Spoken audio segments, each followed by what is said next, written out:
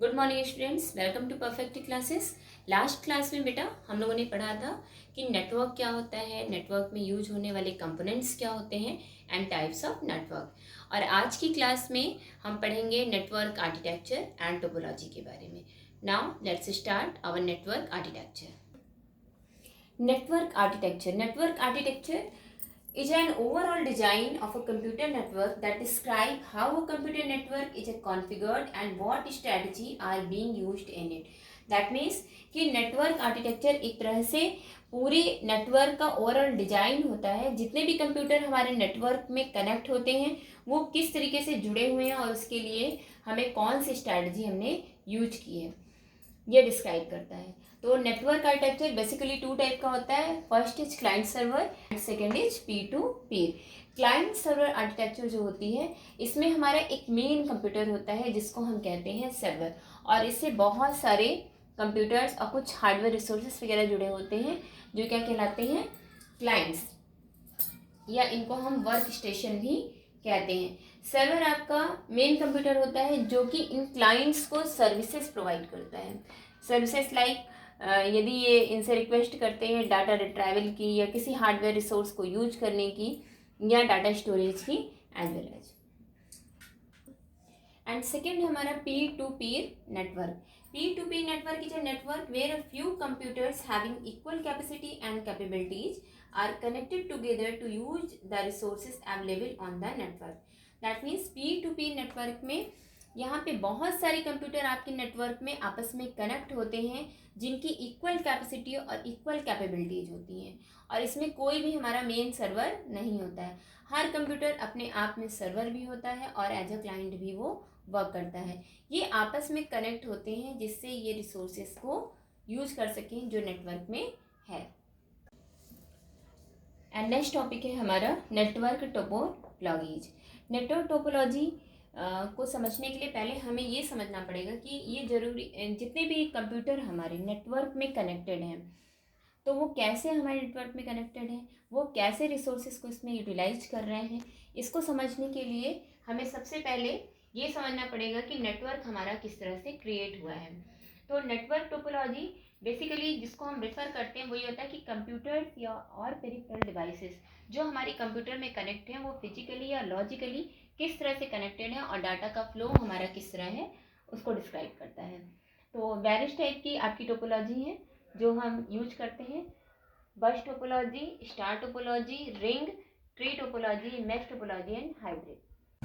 बस टोपोलॉजी में सारी जो डिवाइसेस होती हैं नेटवर्क की वो एक लीनियर केबल के थ्रू आपस में कनेक्ट होती हैं जिसको हम बस या ट्रंक कहते हैं, और ये बैकबोन की तरह नेटवर्क में एक्ट करती है। और जितनी भी बाकी की डिवाइसेस होती हैं सिंपलेस्ट वे में एक केबल के थ्रू कनेक्ट होती हैं जिसको हम ड्रॉप लाइन कहते हैं। और इस नेटवर्क में आसानी से आप इसका इम्प्लीमेंटेशन भी आसान होता है और छोटे नेटवर्क के लिए बिल्कुल ही परफेक्ट टोपोलॉजी होती है। इसमें एक नेटवर्क जो होता है हमारा एज ए सर्वर काम करता है और बाकी सारे हमारे एज ए क्लाइंट वर्क करते हैं।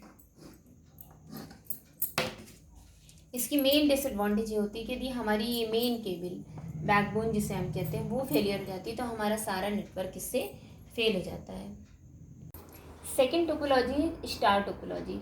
इस टोपोलॉजी में एक आपकी इसमें सेंट्रल डिवाइस होती है जिसको हम हब या स्विच कहते हैं, और इसी से हमारे सारे कंप्यूटर नेटवर्क के जो होते हैं वो कनेक्ट होते हैं। और हर डिवाइस जो है वो अपनी सेपरेट केबलिंग के थ्रू कनेक्ट होती है, तो इसमें हमें बहुत ज़्यादा केबलिंग की नीड नहीं होती है। इसकी मेन एडवांटेज होती है कि इसमें फॉल्ट आइडेंटिफिकेशन आसान होता है और इसको हम आसानी से आइसोलेट भी कर सकते हैं, क्योंकि इसमें यदि एक मान लीजिए ये कंप्यूटर आपका वर्क नहीं कर रहा है तो ये हमें आसानी से पता चल जाता है कि बाकी सबसे यदि हमें सर्विसेज मिल रही हैं और इससे नहीं मिल रही है दैट मीन्स कि हमारी यहाँ पर कहीं ना कहीं कोई प्रॉब्लम है।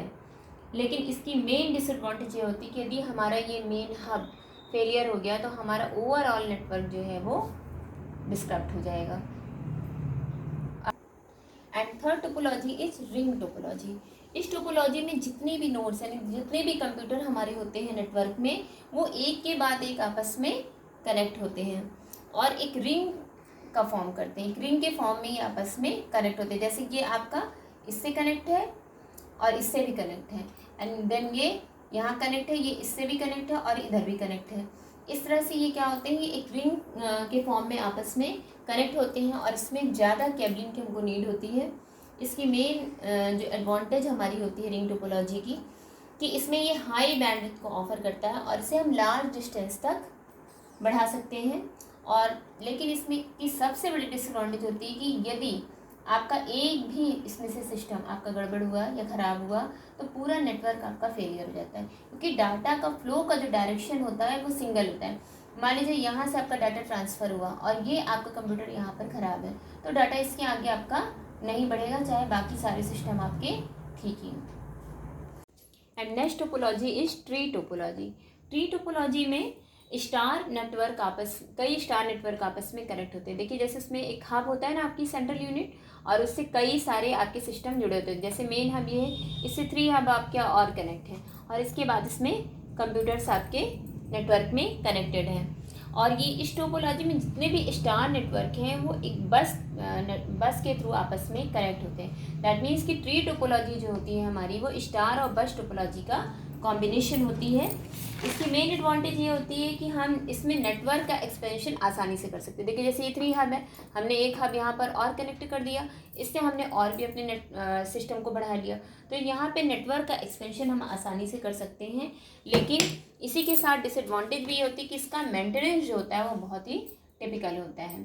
And next topology is mesh topology.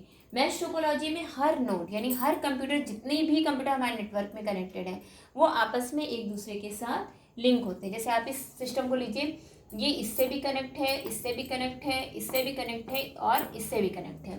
तो जितने भी आपको इसमें कंप्यूटर्स मिलेंगे नेटवर्क में वो सारे एक दूसरे के साथ आपस में कनेक्ट होते हैं और इसमें डाटा की सिक्योरिटी और प्राइवेसी आपकी मेंटेन रहती है और डाटा की हाई ट्रैफिक को भी ये आसानी से मैनेज कर लेता है। लेकिन इसकी मेन डिसएडवांटेज ये होती है कि इसमें फॉल्ट आइडेंटिफिकेशन टिपिकल होता है एंड केबल की बहुत ज़्यादा ज़रूरत होती है। जब हर एक सिस्टम सारे नेटवर्क के जुड़े हुए कंप्यूटर से जुड़ा रहेगा और केबल के थ्रू जुड़ा रहेगा, दैट मीन्स कि यहाँ पे केबलिंग की नीड हमें बहुत ज़्यादा रहेगी। हमारा नेक्स्ट टॉपिक है नेटवर्क सिक्योरिटी।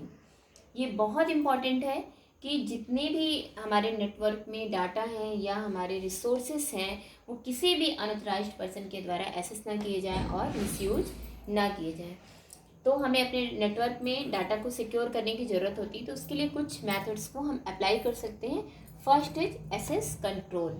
एसेस कंट्रोल में हम अनऑथराइज्ड जो यूजर होते हैं उनको ब्लॉक कर सकते हैं, जिससे कि वो अननेसेसरी एक्सेस ना कर सके हमारे डाटा को। And second is application security. इसमें हमेशा एप्लीकेशन एक स्टोर होता है कंप्यूटर सिस्टम में जो कि अनऑथराइज्ड यूजर से डाटा को बचाता है। And third is data loss prevention. हमेशा ऑर्गेनाइजेशन के मेंबर्स को ये डर रहता है कि कहीं हमारी जो सेंसिटिव इन्फॉर्मेशन है वो हमारी ऑर्गेनाइजेशन से बाहर ना चली जाए। तो इससे प्रोटेक्ट करने के लिए हम डाटा लॉस प्रिवेंशन टेक्नोलॉजी को यूज कर सकते हैं। And fourth is a firewall. Firewall एक सिक्योरिटी सिस्टम होता है जो हमारे कंप्यूटर को अनऑथराइज्ड एक्सेस से बचाता है। फायरवॉल को आप सॉफ्टवेयर या हार्डवेयर दोनों में कहीं पर भी इम्प्लीमेंट कर सकते हैं या दोनों में ही आप इसको इम्प्लीमेंट कर सकते हैं। इसके अपने कुछ रूल्स होते हैं जो ये निश्चित करता है कि कौन से डाटा हमारे नेटवर्क से बाहर जाएंगे और कौन से डाटा हमारे नेटवर्क में एंटर कर सकते हैं। आई होप आपको नेटवर्किंग से रिलेटेड सारे टॉपिक क्लियर हो गए होंगे। स्टूडेंट्स, यदि आपको मेरी वीडियो पसंद आ रही है तो आप मेरे चैनल को सब्सक्राइब कर सकते हैं। Thank you students.